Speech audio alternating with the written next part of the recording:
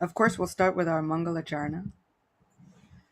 Om Ajnanatimirandasya Gyananjana Shalakaya Chakshurun Militam Yena Tasmai Shri Gurave Namaha Shri Chaitanya Manobishtam Shtapitam Yena Bhutale Swayam Rupa Kadamayam Dadati Swapadantikam Nama Om Vishnupadaya Krishna Prishtaya Bhutale Srimate Bhakti Vedanta Swaminiti Namine Namaste Saraswati Deve Gauravani Pracharine Nirvishesha Shunyavadi Paschatya Deshatarine Jaya Shri Krishna Chaitanya Prabhu Nityananda Sri Advaita Gadadhara Shiva Sadi Gaura Bhakta Vrinda Hare Krishna Krishna Krishna Hare Hare Hare Rama, Rama Rama, Hare Hare, Vancha kalpatarubhyascha, Kripa sindubhyevacha, Patitanam pavanebhyo, Vaishnavebhyo namo namaha. Jai. Grantaraj Srimad Bhagavatam ki jai, Shri Ekadashi Titi ki jai. So as I said, wonderful to be with all of you this morning. I thought that today we would continue a little bit of our Bhagavatam exploration. We did that a little last Ekadashi on Vamana Ekadashi, and we spoke about the wonderful and lively pastime of Lord Vamanadev. And we were able to see how our Supreme Lord never leaves us stranded. Even when we kind of think that the situation is murky or that the situation can't possibly turn out well, that is not the governing factor for Krishna. Krishna sees the situation and then does whatever he wants. And whatever he wants is actually in the best interest of the devotee. There is a particular verse within the Srimad Bhagavatam, within the 10th canto, just as the demigods were praying to Lord Krishna within the womb of his mother. So the demigods, the devas, had been praying for so long. They had to pray and then they had to wait. And that part always kind of got me. And it didn't kind of catch me until recently when I was thinking about this pastime in depth. And I thought, there were years in between there. And my sister and I were kind of pondering over the entire situation, thinking, well, yes, but aren't demigod years different from human years? And I was saying, sometimes it doesn't matter. You know, we could have 6 minutes feel like the longest time in the world. And she said, that's true, because if you ever want time to stop, just plank for a minute. You know, you ever feel like time is moving too quickly? Just hold a plank for a minute and then keep holding it for an extra minute. And that kind of puts everything into perspective about how quickly and how slowly time can move at the same time. So we were thinking that, yes, absolutely. Whether these felt like minutes or years, or whether, as Sri Chaitanya Mahaprabhu has so aptly said, one moment can feel like several yugas or more. These devas, who seem to have access to the Supreme Person, they have to wait. They have to wait on the answer of the Supreme Personality of Godhead. Now, Krishna has promised them, no problem, I will come and fulfill the vow that I had taken to uphold my devotees, to annihilate miscreants, to have wonderful, loving relationships with my devotees. So sometimes we are praying to Krishna, and where is our response? When we have to wait, do we have enough faith in Krishna? Srila Prabhupada aptly defines faith as ultimate and complete trust in something sublime. Gaur Govinda Maharaj also speaks about how faith is about trust. So do we have enough trust in Krishna? Or have we decided to place our trust, our faith, and ultimately our devotion elsewhere? My sister and I were speaking, we were asking ourselves, do we have more faith in Krishna? Or do we have more faith in our ability to mess things up?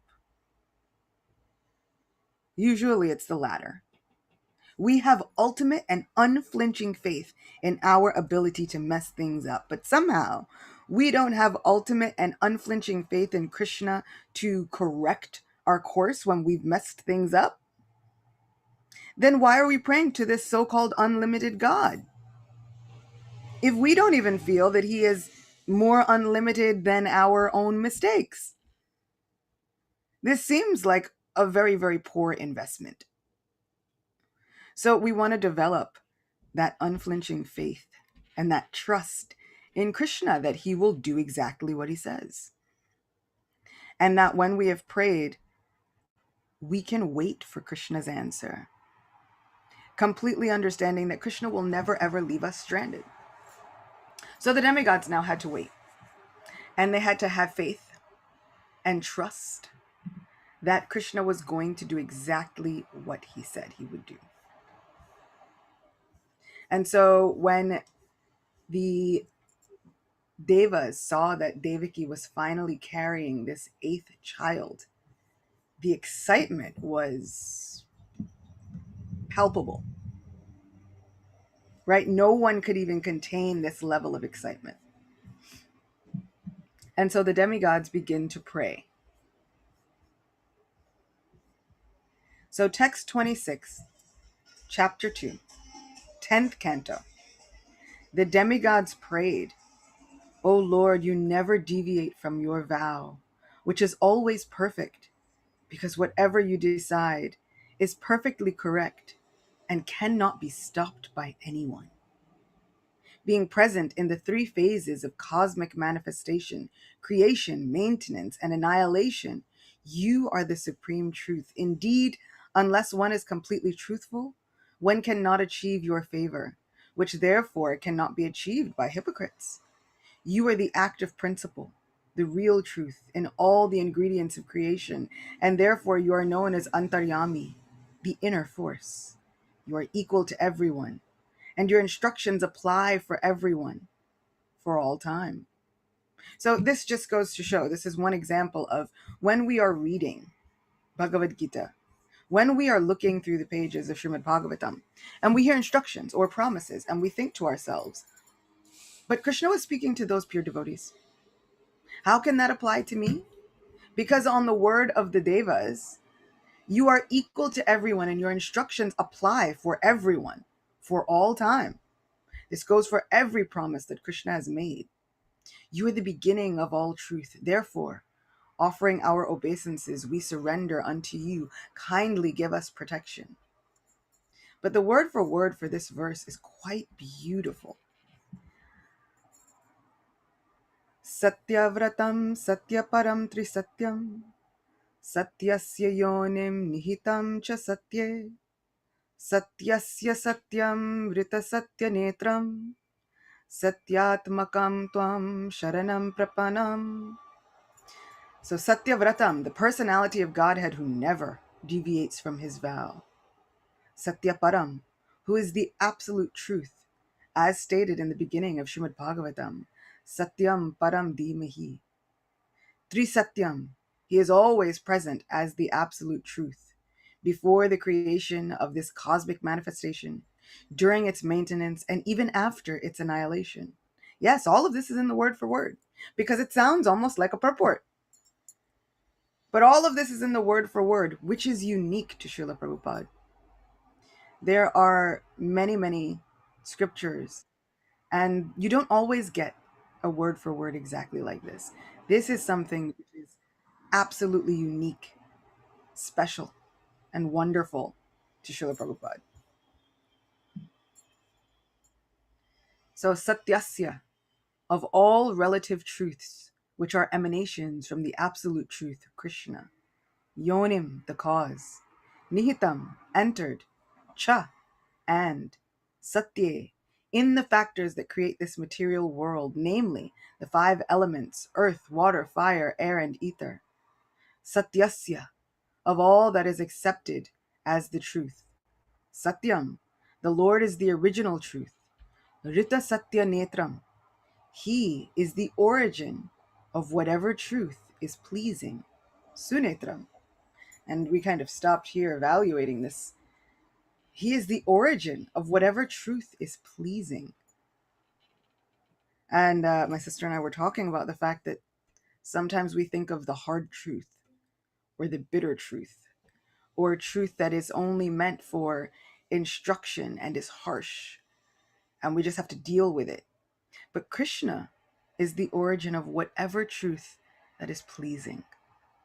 How often do we accept truth that is pleasing? We are willing to accept as truth all that is harsh. If someone says, oh, you need to work on something, or there's some criticism, we start immediately thinking, oh, well, they must be true. I mean, they must have seen something.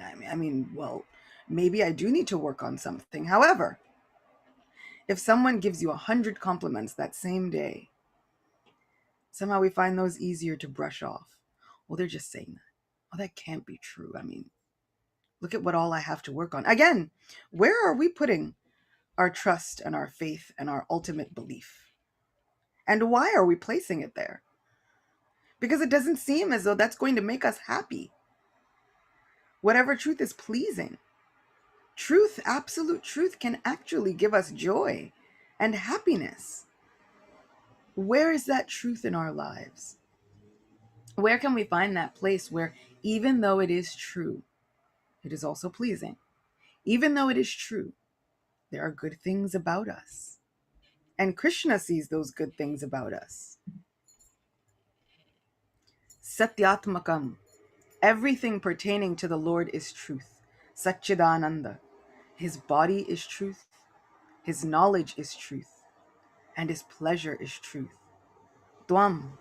Unto you, O Lord. Sharanam. Offering our full surrender. Prapanaha. We are completely under your protection. This kind of surrender really endears the Lord to us.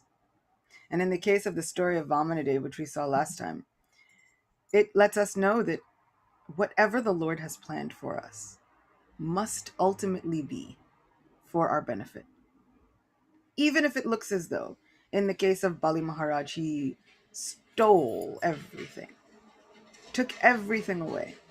Bali Maharaj wound up cursed by his guru, bereft of all of his wealth. Many of his family members rejected him after this, thinking, why would I stay here? He's been arrested by Vishnu, who is the natural enemy of the demons. Being a demon king, he has forfeited his position. Why should I stay with him? And yet, he held fast to a vow of simply pleasing the Supreme Personality of Godhead. And by offering up his very self, Vamanadev gives him everything. An unparalleled kingdom in a planet made almost specially just for him by the Supreme Lord. How could it be that the Supreme Lord, who seemed to have just taken his appearance to give joy to the mother of the demigods by defeating all of the demons, how could it be that he would have this special place just for Bali Maharaj already? Because that is the definition of our Lord being infallible and unlimited. It's simple for him. Even when we think a situation looks completely dire and unfavorable, all we need is Krishna's favor. That one little bit will be enough to change our entire existence around. Krishna will make a special and unique place for all of us, even before we have asked for the blessing, even before what looks like Krishna's blessings upon us have arrived, even before the problem. Krishna already has a solution. As the absolute truth, as the origin of this entire cosmic manifestation, Krishna has a solution to our problem before our problem even arises. Are we able to place our faith there? Are we able to have unflinching trust in Krishna, who is absolutely sublime? Or do we still have more faith and trust in ourselves, our abilities to mess up life, our abilities to not rise to the occasion? And if so, why? Why are we placing our faith in our own ability to not get it right? We are so sure that we will get things wrong that we are blocking our very blessings. We refuse to allow ourselves to receive Krishna's blessings and his love and his reciprocation. And so then we convince ourselves, no, Krishna couldn't possibly eradicate all of my sins simply by fasting on one Ekadashi. Why? Are our sins any greater than any of the demons in history's past? I think if we looked at it, everyone would say, well, no. I mean, I'm not worse than those demons. So then why do we think that Krishna cannot benedict us? Why are we so sure that Krishna can't possibly eradicate all of our sins? We decide we don't want to believe just on the off chance that we'll get hurt by getting our hopes up. But what if that's what's needed to bring us closer to love of God? I was reading, and there was one sannyasini within a Gaudiya Mat sect within Bengal. And she was saying that the crux of the Bhagavad Gita is to develop an addiction to Krishna. And I knew that, we all know it. But when it's said like that, there's such a it made such an impact on my heart. Have I read these pages with the ultimate goal to develop an addiction to Krishna? Tukaram says, Govinda, Govinda, mana lagaliya chanda, which means my heart is obsessed with Govinda. Are we developing the proper addiction to Krishna? Are we reading for this purpose? Are we striving for it? Are we hungry? What do you think, Ekadashi days and fasting days begin to show you who you really are? When you're going through that hunger and you're really feeling it. And then you get a meal and it could be anything. I remember after Nirjal Ekadashi, I was eating just like coconut chips. And they were so simple, but it was like the best tasting coconut shaved chip I could have ever had in my entire life. And no one thinks of that as like a complex meal. It was literally coconut shavings toasted with like salt and pepper, like a little bit of like cumin powder. But it was the best thing that I had ever tasted because we had been without it. So now, are we that hungry for Krishna? Are we that hungry for Krishna's blessings? Are we desperate? Nowadays, everyone tries to be as detached as humanly possible, right? No one wants to seem, as the kids say, thirsty for anybody else, right? You don't want to let on that you're too invested in anybody else. But for Krishna, that's what we need. Are we thirsty? Are we hungry? Are we desperate? Krishna thrives on his people being desperate for him. And if you find that you are not desperate, Krishna will give you a situation that will make you desperate. Now, the trick is, when we become desperate, are we able to tap into that feeling and understand, I understand. Right now, I'm feeling incredibly desperate. But who and what am I desperate for? Let me allow that to be the fix to my situation. There were so many examples throughout Srimad Bhagavatam and Sri Chaitanya Charitamrita where we hear about devotees, even just jivas, which is to say that any soul is a devotee. Every soul is a devotee.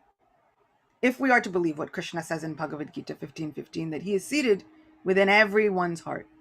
He doesn't say like some people or like the select few people over here, and then 3/4 of the people over there. And then those people, yeah, definitely not in those hearts. Everyone's heart. Source of all remembrance, knowledge, and forgetfulness. So if Krishna is seated within everyone's heart and we are to believe that, then everyone is a devotee. And so it is seen throughout many, many situations that jivas will get into a very desperate situation, or they'll become afraid, or they'll think of the future, or they will worry about their lives. And it says within their minds, they take shelter of the Lord of their heart. It's just that simple. Just within our minds, we can take shelter. So when we are feeling the most desperate, are we allowing the fix to happen? Or are we saying, oh, woe is me. There's no one who can help me. There are so many memes like that, there's like a cat, and the cat will be sitting by a window, and the cat's like, no one loves me. No one ever gives me love. No one ever wants me. And then the human comes to pet the cat, and the cat's like, get away from me. And then the human is like, so alone. No one loves me. Are we doing the same thing? Are we the actual representation of a cat meme in our devotional lives? Are we thinking, Krishna doesn't love me? Can't believe he wouldn't save me from this situation. And then Krishna comes to try and save us from this situation. We're like, why would you do this? This is not going to save me. How could this go away? Can't believe Krishna wouldn't save me. So alone. So we have to think to ourselves, are we allowing the fix to occur? Are we taking shelter of our supreme friend within the heart? Krishna, who is always there, always waiting, always positioning our entire lives for our benefit. Which brings me to the topic of today's lecture. So I wanted to speak about Vyasadeva. Vyasadeva, even his birth, could have been something that people would consider shameful or outside the bounds of society. His mother was a fisher king's daughter by the name of Satyavati. And she was found as a twin in the belly of a fish. Because if you are a fisher king, what else would you find in the belly of a fish in Vedic history? Perhaps a child. And so she was born from the belly of a fish. The fish was caught. They cut open the fish, and there were twin children in there, a boy and a girl. The boy was given to the king of the province, and the girl was kept by the fisher king. And so her job was to row people, ferry them across the river in a boat. And one day, she was ferrying a great rishi, an ascetic, one prone to tapasya. His name was Parashara Muni. And Parashara sees her and says, "You're wonderful, very attractive. Who are you?" And she says, "I am Satyavati, daughter of the Fisher King." And he says, "I desire to give you a child." And she thinks, well, no, I'm unmarried and a maiden, and I don't see how any of that could work, seeing as how we are on a boat in the middle of the river, and there's anyone around. This seems like not a good idea. He says, "You'll continue to be a maiden. Don't worry, everything will be fine." And she says, "But we are still in the middle of the river. It's a clear day." And he uses his mystic abilities to create a very dense fog. gives her a child, and then he leaves. She continues to ferry him across. He gets to the other side and he leaves. She, on the other hand, goes to an island in the middle of the river. That very moment, same day, she gives birth to an illustrious child who grows up immediately. Swarthy complexion, dark, handsome, wonderful. Tall, lotus petal eyes. Because he was born on an island, he was known as Dvaipayana. Because he was dark, he was known as Krishna. And eventually, he becomes the writer of all of the Vedas and Upanishads, well known as Vyasadeva. So we hear Krishna Dvaipayana Vyasadeva. He's got a whole title, several names. But this is why. Now, one might think a heritage like this would be one, like you'd want to keep that a secret. It seems shameful.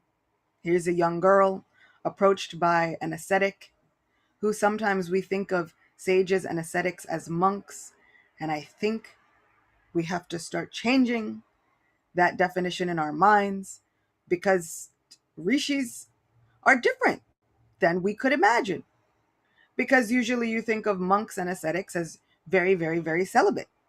However, in this case, Parashar Muni said, wonderful. She's such a beautiful girl doing wonderful service. He also gives her a benediction.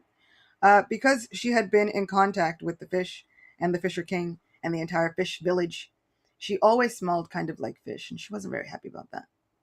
So he gave her a benediction. He gave her a new fragrance, which was able to be smelled for 8 miles around. She became known as Yojana Ganda, which meant that her fragrance could be perceived for 8 miles. Can you imagine what that would be like? If someone was walking toward you and before they even got there, you could smell them all over like the entire circumference of like Manhattan. That's a lot. I can't even fathom. This is where these spiritual histories start to blow my mind in the best way, because I'm like, okay, let's just hold on a second and think about this. 8 miles is, my Guru Maharaj said, planes fly in the sky about 8 or 9 miles up. Imagine if you're on a plane in the sky, you can smell the person from where you are.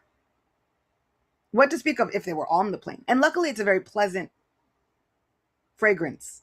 Luckily, right? But if she could be on the ground, in the village, you could be in the sky, on a plane, you'd be able to smell her. So he gives her this benediction. And Vyasadeva says, "Oh mother, I'm going to go now and dedicate my life to tapasya. And if you ever need me, you just think of me and I'll immediately appear on the spot." And with that, he leaves. Now, this is a seemingly shameful, could be, situation. If anyone was thinking, if we even think of Kunti Devi. Kunti Devi had a child almost in a similar fashion. And it was a great source of pain and shame for her. Satyavati eventually does call on her son, and she does keep it a little bit secret.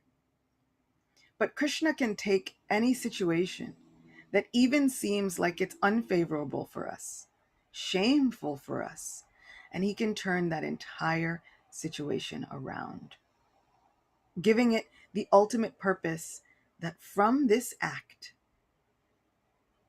comes the literary incarnation of the Supreme Personality of Godhead.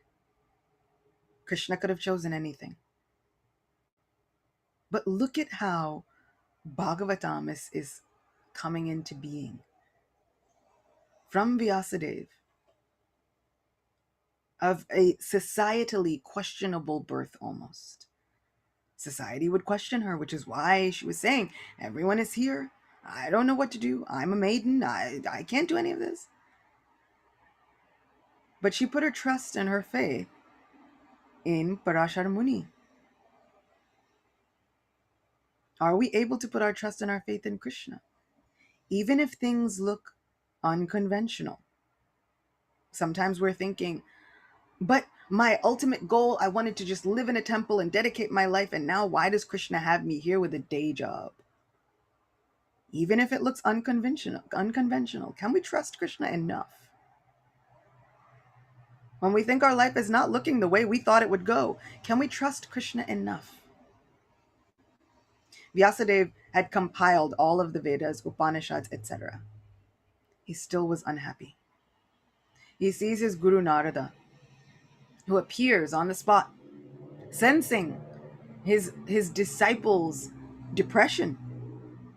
And Narada speaks to him. Your problem is, you've delineated all these things, but you've not given yourself over to describing the glories of the pastimes of Shri Krishna. Vyasadeva says, well, but shouldn't people understand the ways of dharma, occupation, religiosity, societal goals? Narada says, well, what help will that give them? Has it made you happy? Are you happy now? In essence, he says, are you happy now having described all of these things? All of the societal obligations? Vyasadeva, well, no. So how can it make anyone else happy? Describe the unlimited glories and pastimes of Shri Krishna.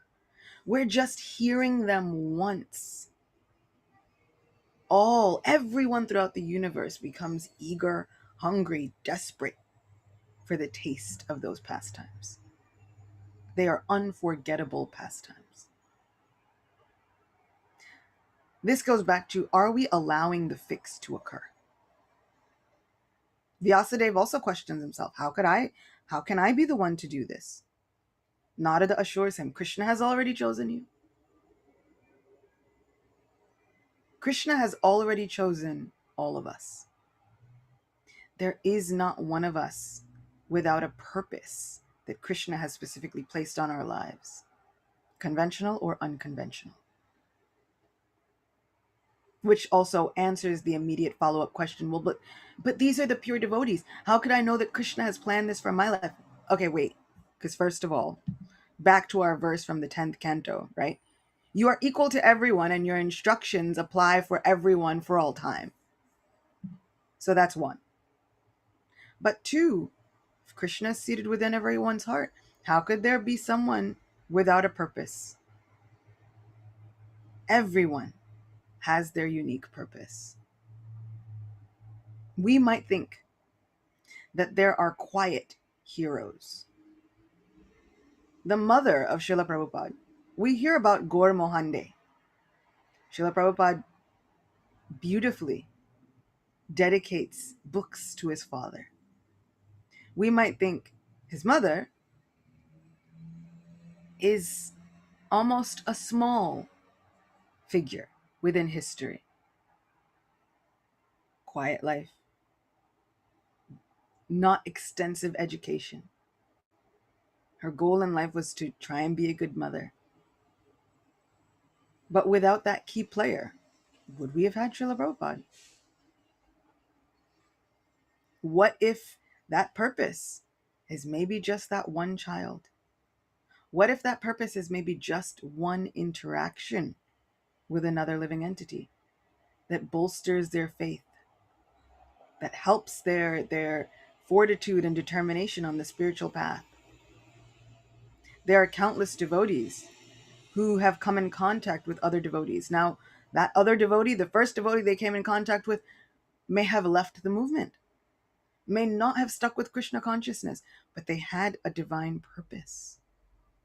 One interaction is able to change the life course of another.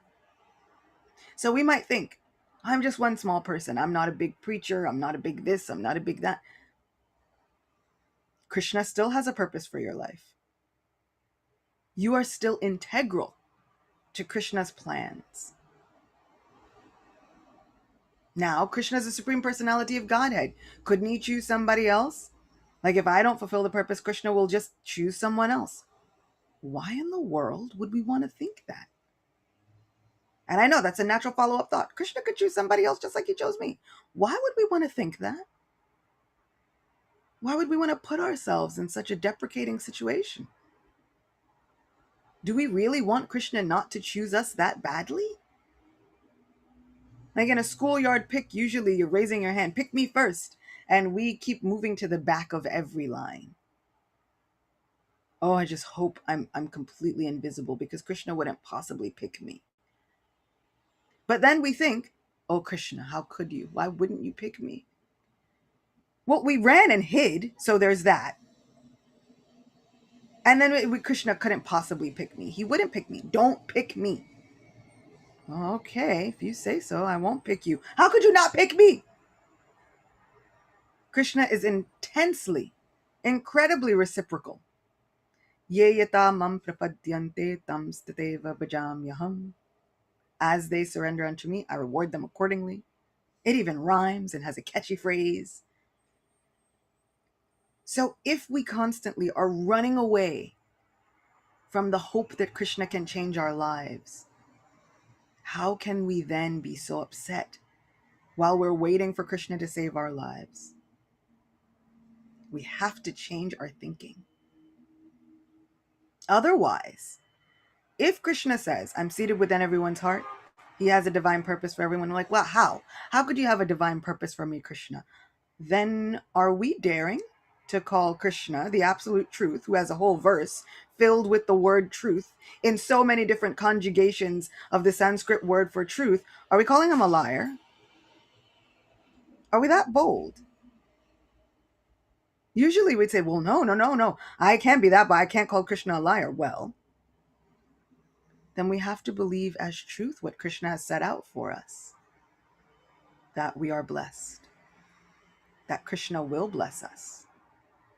That Krishna absolutely will do what is best for us in our lives. That even if we have to wait a little while, Krishna's blessing is coming. And that Krishna has an ultimate purpose for each and every one of our lives, even if it seems like our lives might have things that we regret within them. Even if our lives look like they have things that feel shameful. Even if our lives have things that look like society would never understand. Krishna understands and has an incredible purpose in our lives. What if we are meant to go through those hard times in order to better connect with other souls who so desperately need that understanding? Maybe we never would have been able to preach the way we preach so effectively, with vigor and gusto, with conviction, faith, trust in Krishna, without all of those seemingly difficult situations. I know they are uncomfortable. Like childbirth, very uncomfortable. But what if this is the birth of a blessing? Are we willing to take it on if we understand that it might bring about a force powerful like Vyasadeva, powerful like Srila Prabhupada? Would we be willing to go through the discomfort if we knew that it would bring a blessing like that? And that, friends, those are my lessons from the Bhagavatam for today. Vyasadeva's life is so wonderful, so fascinating, that here you have a pure devotee and it seems as though he is afflicted by depression and writer's block.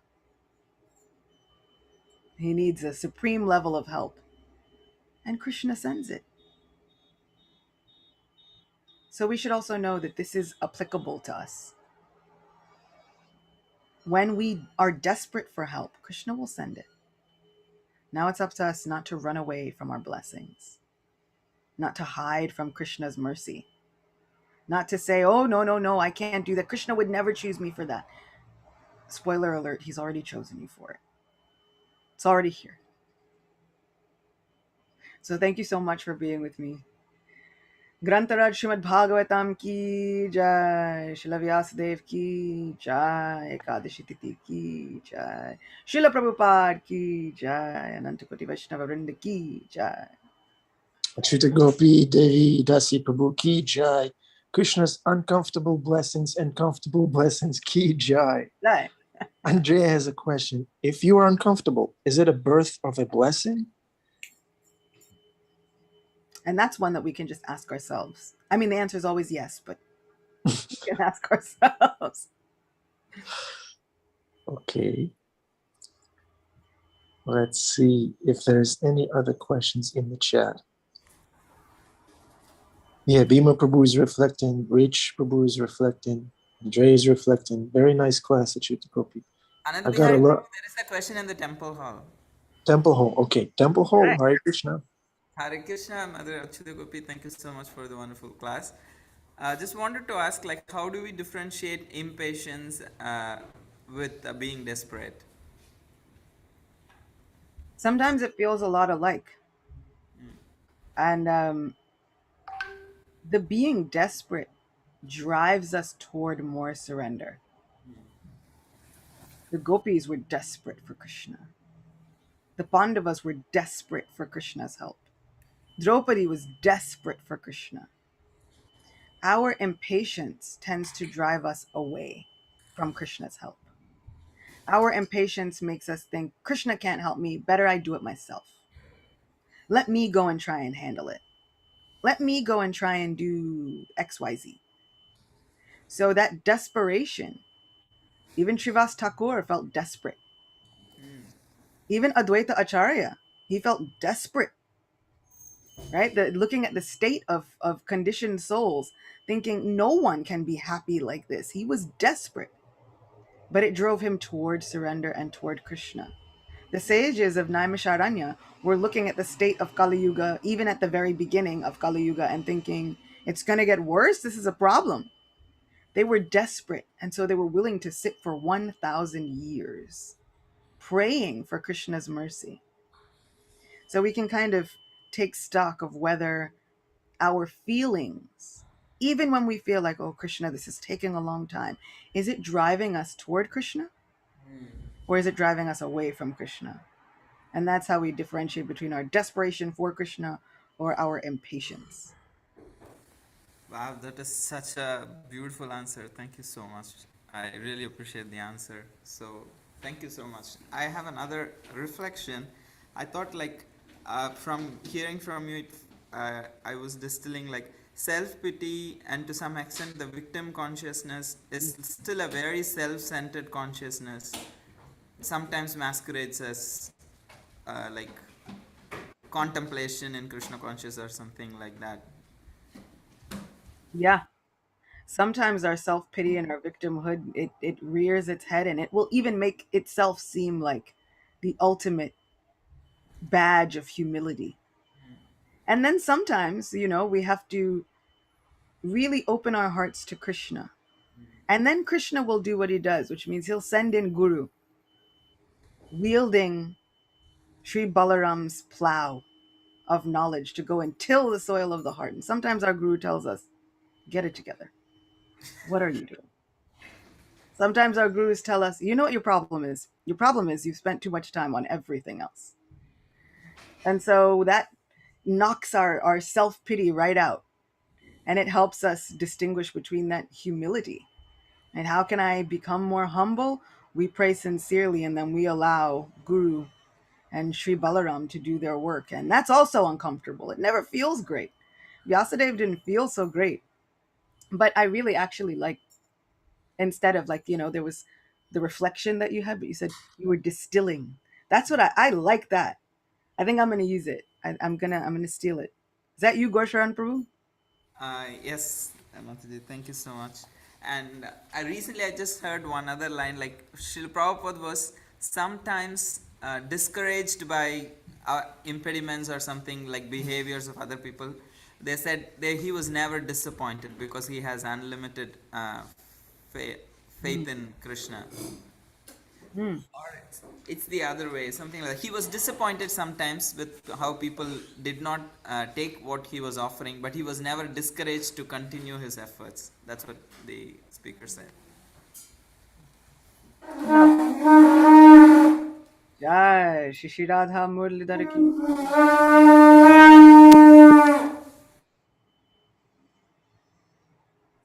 Temple Hall, please give us darshan. Let Krishna see us. Yeah. Cameras on, dear devotees. Yes, Henry. Yes, Prabhu. Great, great. Bhima Prabhu. Bruce Prabhu. Turn your camera on. Krishna will see you. Do we get... It seems as though you asked for it and then Krishna immediately hid himself. What happened? we were almost there. We almost made it. Yeah, Krishna is extremely reciprocative, as you said, Achyuta Gopi. Yeah, see? There he is. There they are. Jai, jai.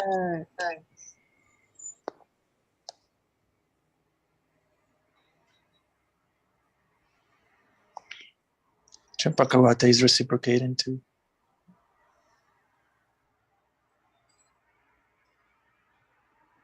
Jai.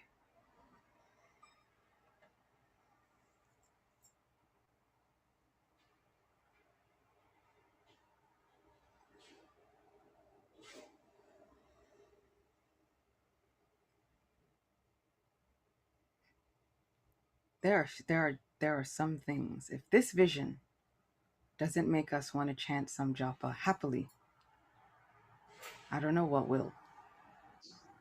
Yeah.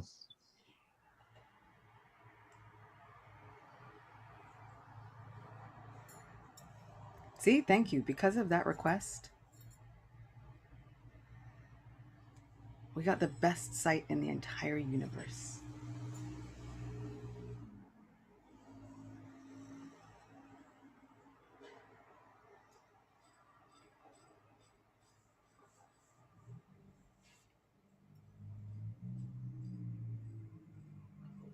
Achyuta Gopi, I have one question. After darshan, will you take it?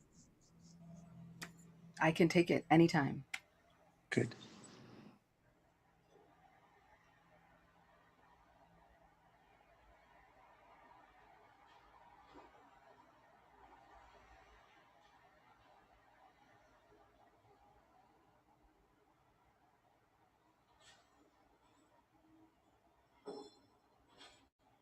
This almost makes me feel like I can't wait until someone posts pictures later. There's so many details in this dress that I feel like I want to just soak them all in.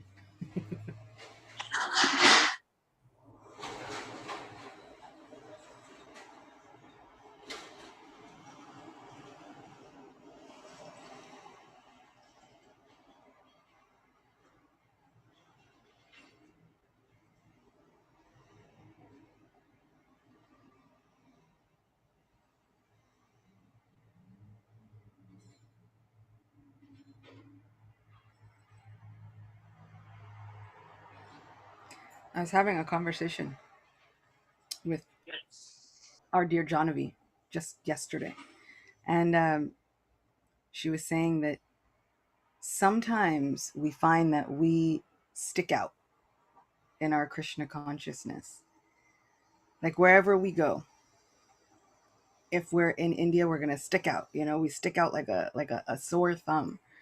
Um, whatever we do, you can tell the ISKCON devotees. We kind of, and so she was saying, does that ever get tiring? I said, all the time.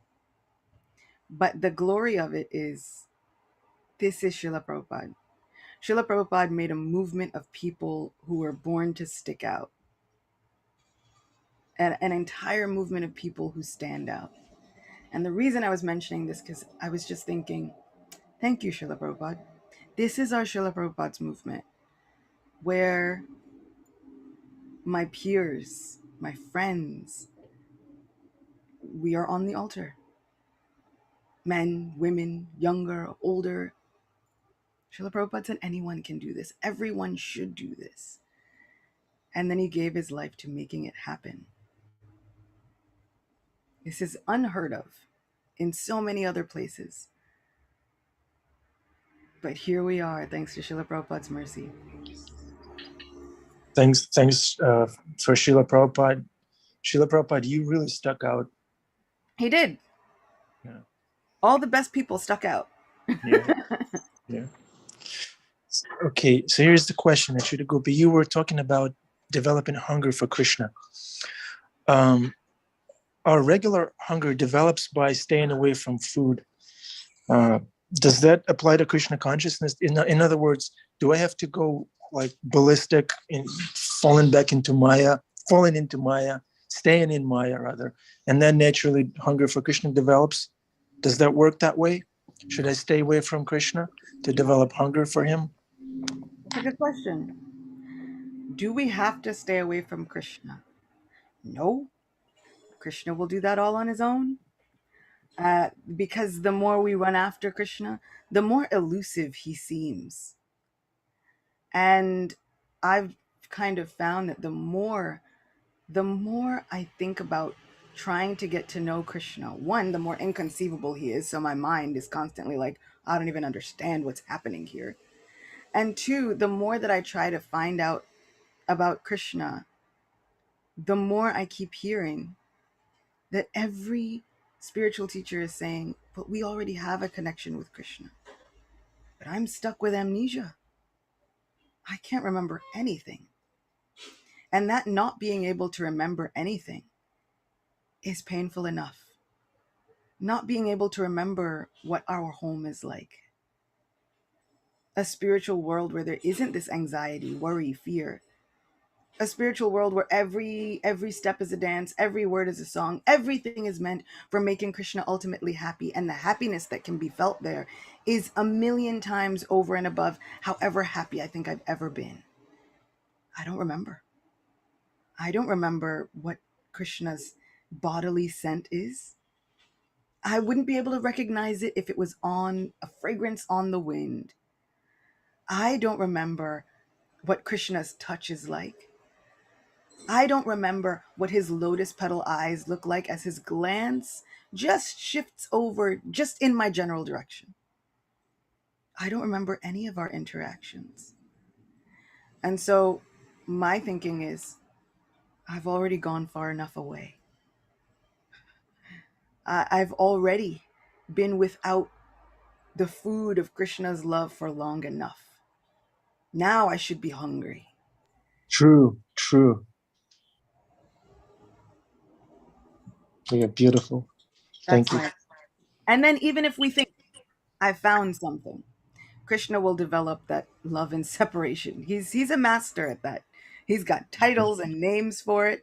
He will develop the love and separation, even down to organizing a global pandemic so that all of the devotees would understand what it meant to be hungry. Right. We have a little example in our community. Andrea moved closer to the temple. She lives 5 minutes away from the temple now, and somebody broke into her home and took some things. Krishna, So Krishna. she got closer to Krishna, and Krishna burglarized her home.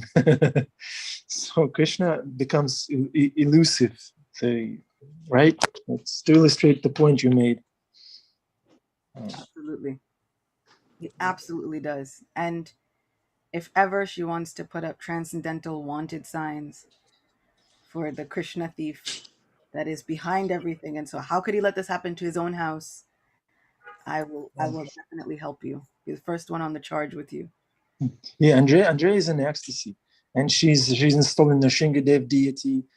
She's in ecstasy. She's advancing in Krishna consciousness through this experience. Andrea, we love you.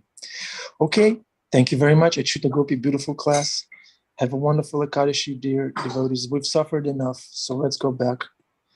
Let's take our medicine and don't ever go back. Don't look down.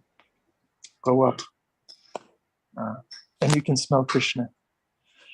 That's my goal. I want to smell Krishna. Yeah, let's smell Krishna.